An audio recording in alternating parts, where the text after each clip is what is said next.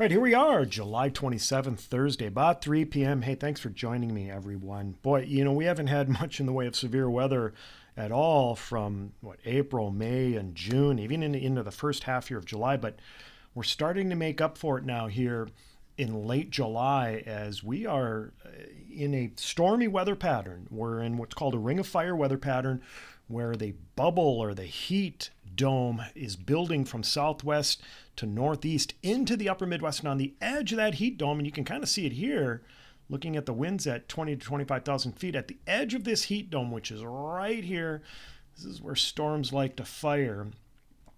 And that is what's happening as we speak. And then these storms eventually sink to the south and to the east. All right. By the way, this update, and of course we love our sponsors, this update is being brought to you by WeatherSafe Restoration. Mike and his team there at WeatherSafe.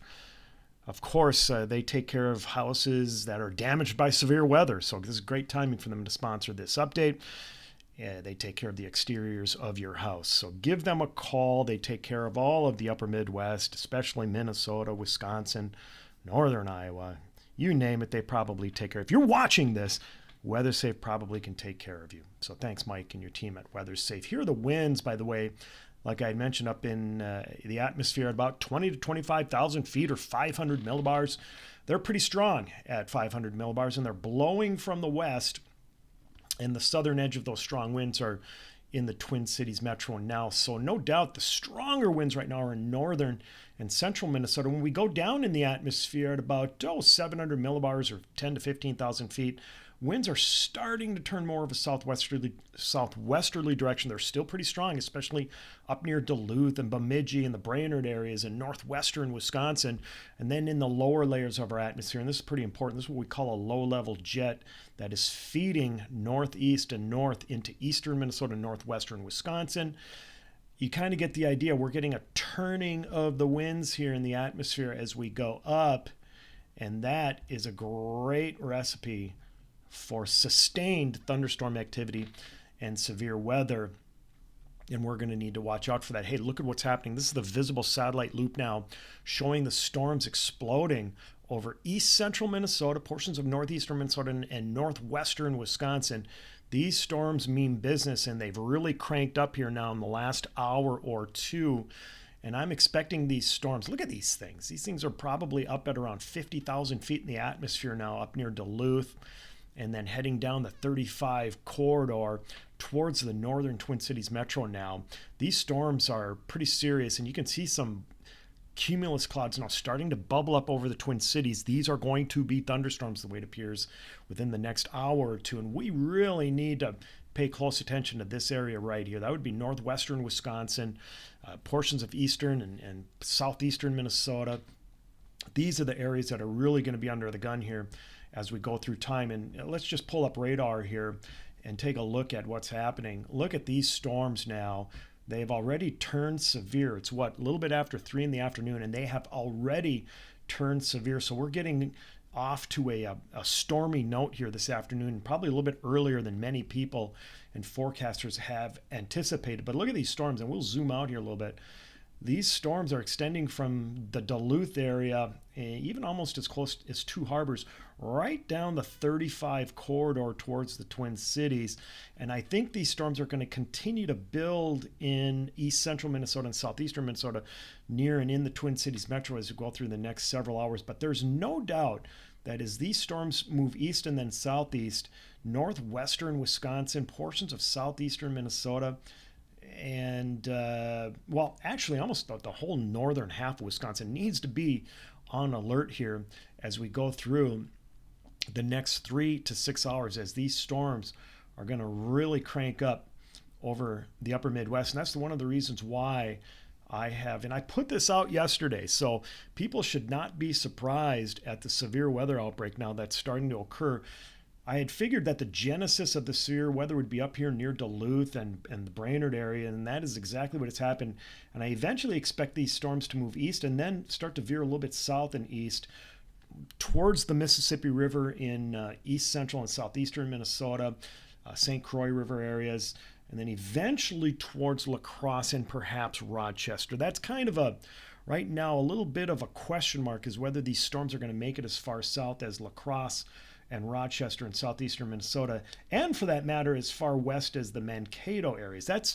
These areas are a bit of a question mark here on whether they're going to get the severe weather, but I don't think there's any doubt that heavy rains, torrential rains, and some big storms are going to occur from the Twin Cities Metro and the Mississippi River on northeast into northern Wisconsin. Why is that? Well, this is a very similar setup to a couple days ago where these are CAPE values. This is energy in the atmosphere right now, especially lower layers of the atmosphere. But these CAPE values, these purples and reds, these are real high CAPE values, almost through the roof for any time of the year, but even in the summer here.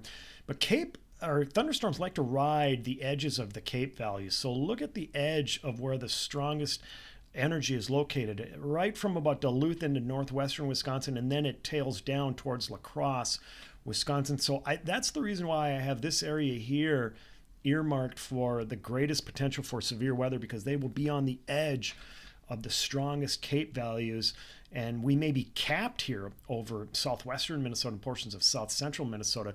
Even though the atmosphere is primed for thunderstorm activity, I think the cap may hold strong in those portions of the upper Midwest, especially Minnesota.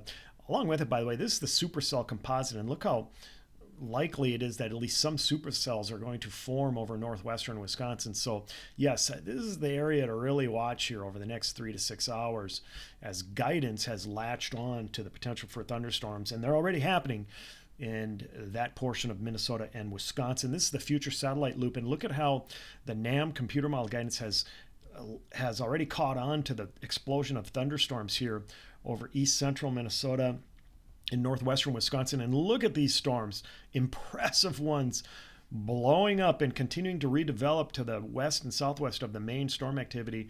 That's why I think the Twin Cities Metro is going to be under the gun here over the next several hours. And eventually these storms move off to the east and southeast, and then even some new storm development could take place overnight tonight over southeastern Minnesota. So if you don't get storms in the Rochester area or even the Mankato area here during the evening hours, don't worry, there's another opportunity for it here as we get into the overnight hours and even into Friday. So yes, the main action right now will be from Duluth to Minneapolis over to Eau Claire and then up to Lake Superior. But southern Minnesota along the I-90 corridor could still get storms later on tonight and into tomorrow.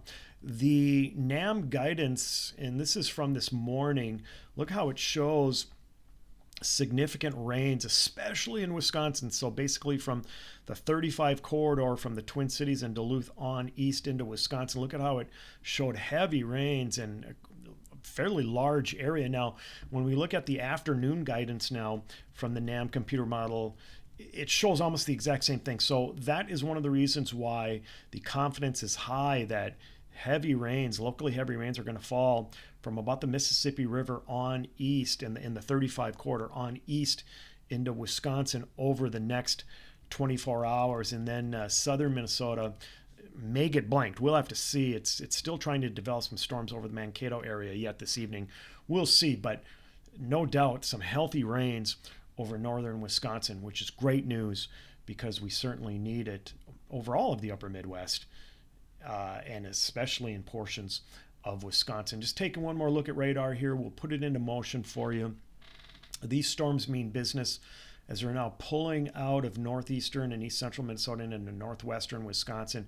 If you're in the Spooner area, Hayward area, Siren, and then extending even further south towards Rice Lake, if you're in those areas right here, you need to be on the lookout here over the next 3 to 6 hours because these storms are going to really pack a punch. And then I think eventually they're going to extend a little bit further south and west into the Twin Cities Metro. You can see it happening right now, even in the northern Twin Cities Metro. Let's put this into motion one more time.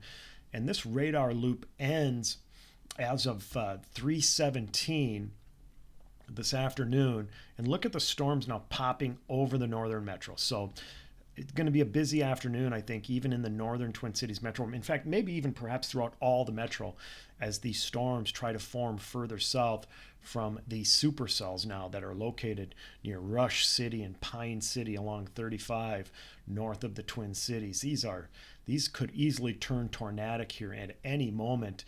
We're going to zoom in even further here because these cells just in the last hour have really become impressive. So you're in Pine City, Rush City, and then further north towards Willow River, Sturgeon Lake, and then eventually towards Webster, Wisconsin, Siren. These are the areas that are in big trouble here for the next couple of hours. All right, everyone, thanks for joining me. We'll probably have a live update on Facebook perhaps this evening if things continue to grow and get interesting like they are now. Take care, everyone.